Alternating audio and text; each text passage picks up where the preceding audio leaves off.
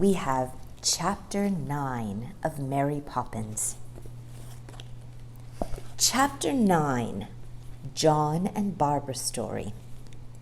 Jane and Michael had gone off to a party, wearing their best clothes and looking, as Ellen the housemaid said when she saw them, just like a shop window. All the afternoon the house was very quiet and very still, as though it were thinking its own thoughts, or dreaming perhaps. Down in the kitchen, Mrs. Brill was reading the paper with her spectacles perched on her nose. Robertson and I was sitting in the garden busily doing nothing. Mrs. Banks was on the drawing-room sofa with her feet up. And the house stood quietly all around them, dreaming its own dreams, or thinking, perhaps. Upstairs in the nursery, Mary Poppins was airing the clothes by the fire, and the sunlight poured in at the window, flickering on the white walls, dancing over the cots where the babies were lying.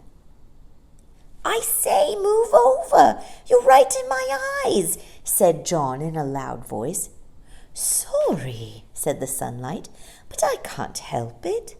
I've got to get across this room somehow. Orders is orders.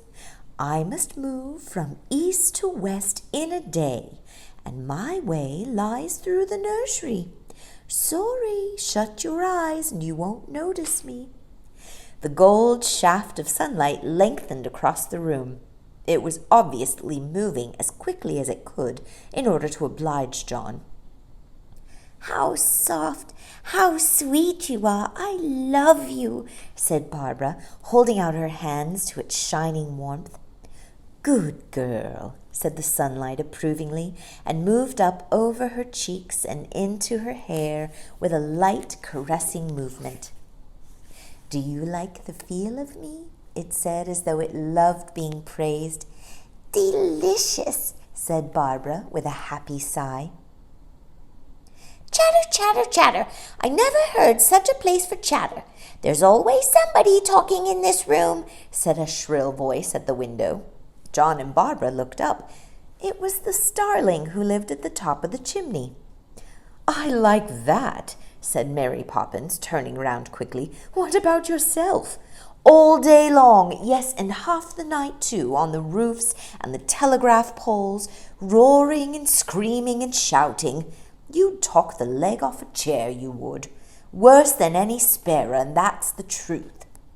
The starling cocked his head on one side and looked down from his perch on the window frame. "Well," he said, "I have my business to attend to. Consultations, discussions, arguments, bargaining. And that, of course, necessitates a certain amount of quiet conversation." "Quiet!" exclaimed John, laughing heartily. "And I wasn't talking to you, young man," said the starling, hopping down on the windowsill. "And you needn't talk anyway. I heard you for several hours on end last Saturday week. Goodness, I thought you'd never stop. You kept me awake all night." "That wasn't talking," said John. He paused. I had a pain." "Humph," said the starling, and hopped onto the railing of Barbara's cot.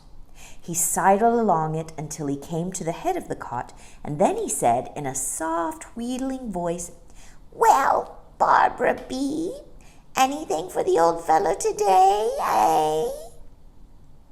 Barbara pulled herself into a sitting position by holding on to one of the bars of her cot. "There's the other half of my arrowroot biscuit," she said, and held it out in her round, fat fist. The starling swooped down, plucked it out of her hand, and flew back to the windowsill and began nibbling it greedily. "Thank you," said Mary Poppins meaningly, but the starling was too busy eating to notice the rebuke. "I said, thank you," said Mary Poppins a little louder. The starling looked up. "Hey, what? Oh, get along, girl, get along. I've no time for such frills and furbelows." And he gobbled up the last of his biscuit. The room was very quiet. John, drowsing in the sunlight, put the toes of his right foot into his mouth and ran them along the place where his teeth were just beginning to come through. "Why do you bother to do that?" said Barbara in her soft, amused voice that always seemed to be full of laughter. "There's nobody to see you." "I know," said John, playing a tune on his toes, "but I like to keep in practice. It does so amuse the grown-ups. Did you notice that Aunt Flossie nearly went mad with delight when I did it yesterday? The darling, the clever, the marvel, the creature. Didn't you hear her saying all that?" And John drew his foot from him and roared with laughter as he thought of Aunt Flossie. "She liked my trick, too," said Barbara complacently. "I took off both my socks, and she said I was so sweet she'd like to eat me. Isn't it funny? When I say I like to eat something, I really mean it. Biscuits and rusks and the knobs of beds and so on. But grown-ups never mean what they say, it seems to me. She couldn't have really wanted to eat me, could she?" "No, it's only their idiotic way of talking," said John. "I don't believe I'll ever understand grown-ups. They all seem so stupid, and even Jane and Michael are stupid sometimes." Agreed Barbara, thoughtfully pulling off her socks and putting them on again. "For instance," John went on, "they don't understand a single thing we say. But worse than that, they don't understand what the other things say. Why, only last Monday I heard Jane remark that she wished she knew what language the wind spoke." "I know," said Barbara. "It's astonishing. And Michael always insists, haven't you heard him, that the starling says, 'wee, twee, twee'? He seems not to know that the starling says nothing of the kind, but speaks exactly the same language as we do. Of course, one doesn't expect Mother and Father to know about it.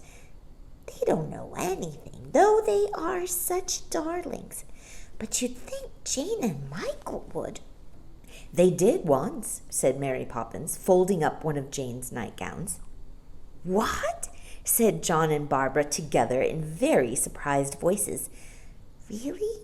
You mean they understood the starling and the wind and what the trees say, and the language of the sunlight and the stars? Of course they did, once," said Mary Poppins.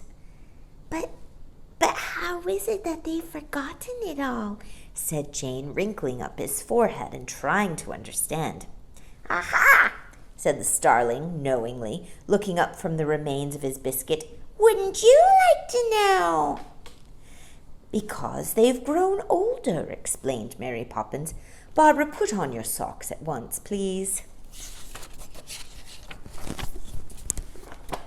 Here's a drawing of the twins and a picture of Mary Poppins with them in their room.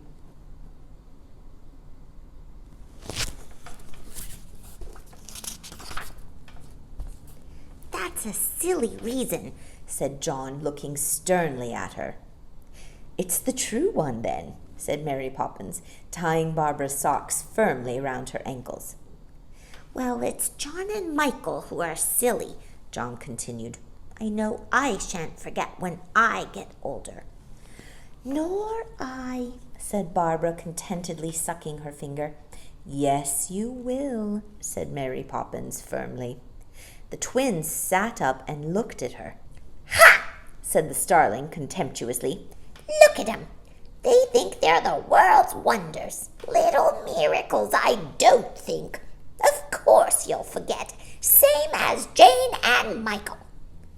"We won't," said the twins, looking at the starling as if they would like to murder him. The starling jeered. "I say you will," he insisted. "It isn't your fault, of course," he added more kindly. "You'll forget because you just can't help it. There never was a human being that remembered after the age of 1, at the very latest. Except, of course, her. and he jerked his head over his shoulder at Mary Poppins. "But why can she remember and not us?" said John. "Aha! She's different. She's the great exception. Can't go by her," said the starling, grinning at them both. John and Barbara were silent. The starling went on explaining.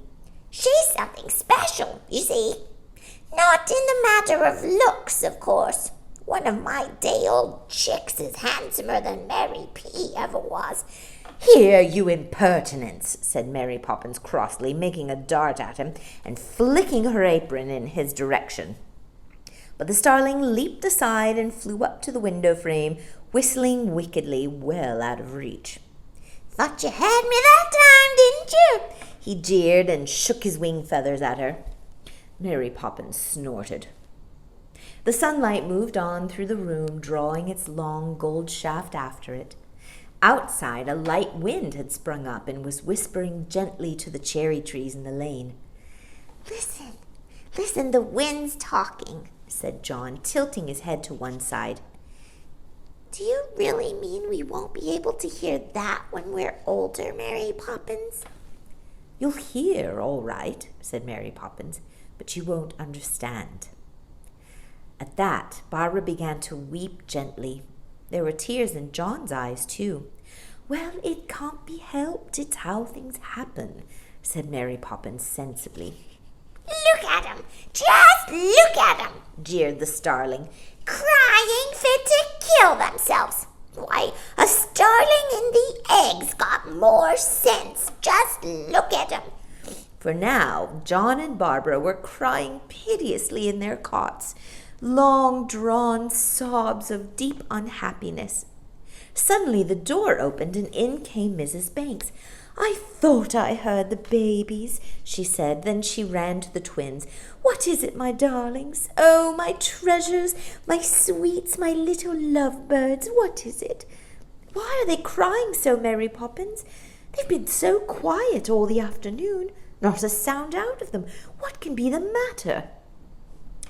"Yes, ma'am, no, ma'am, I expect they're getting their teeth, ma'am," said Mary Poppins, deliberately not looking in the direction of the starling. "Oh, of course, that must be it," said Mrs. Banks brightly.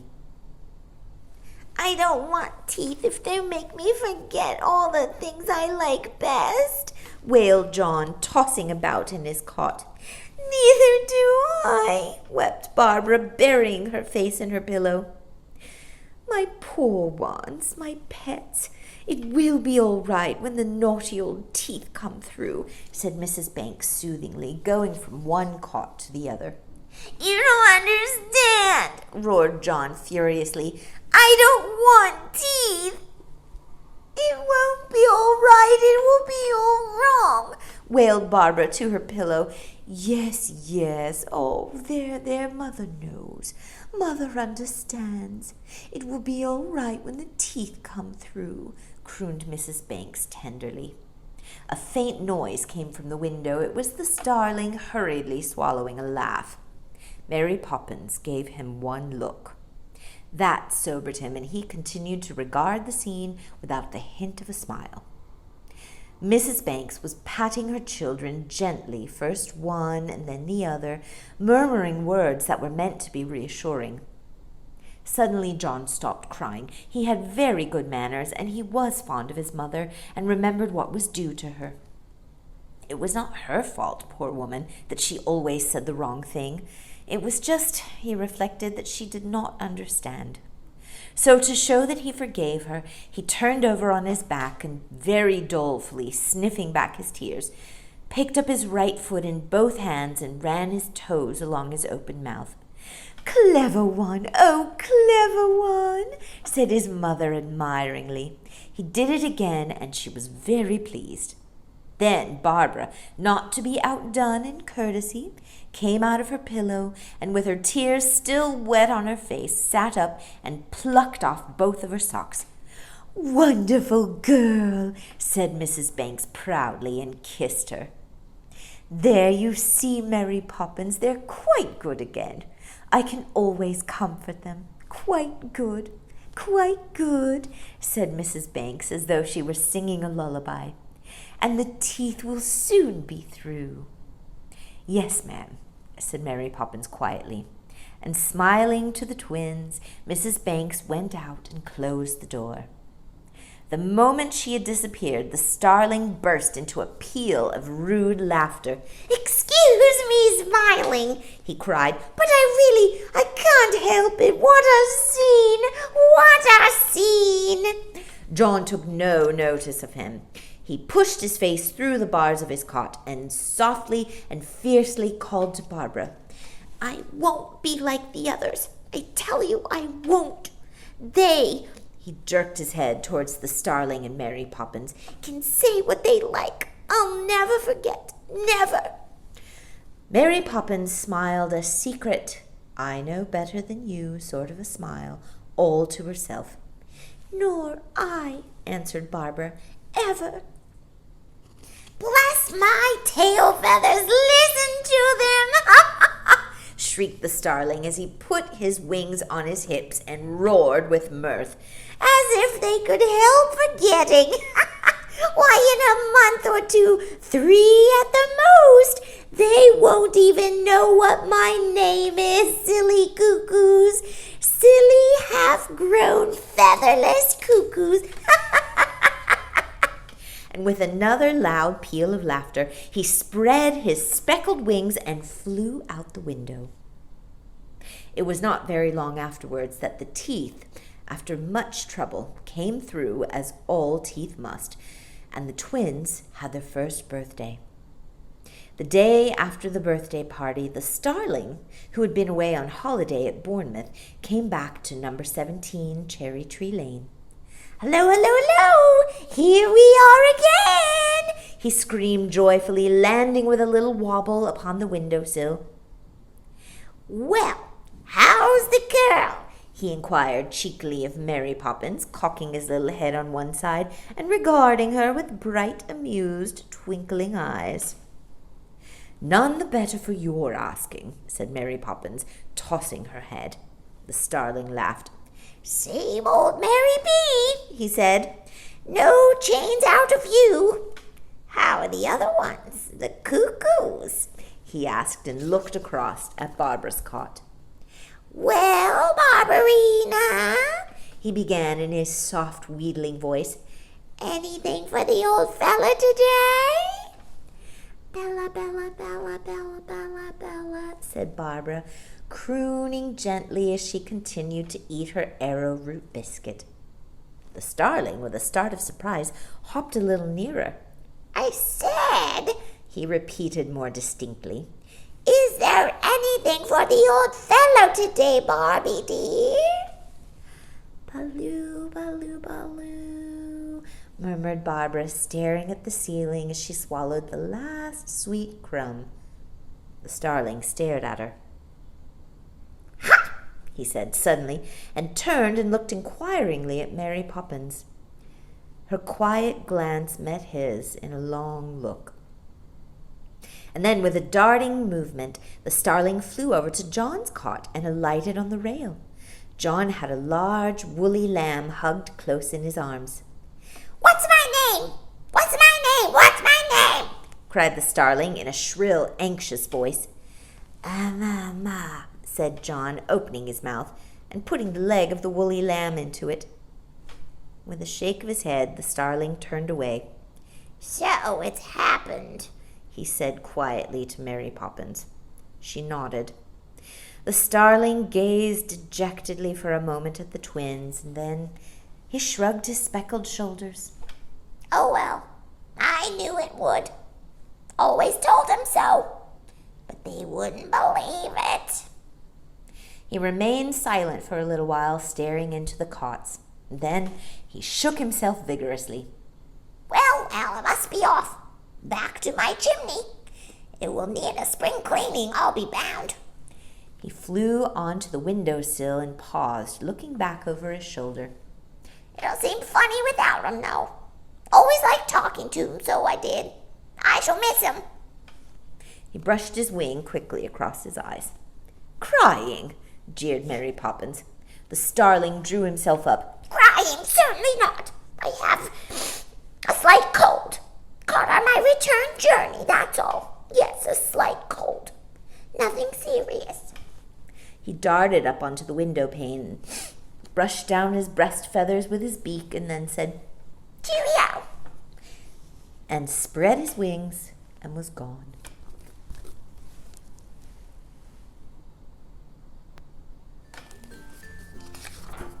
And that's the end of chapter 9.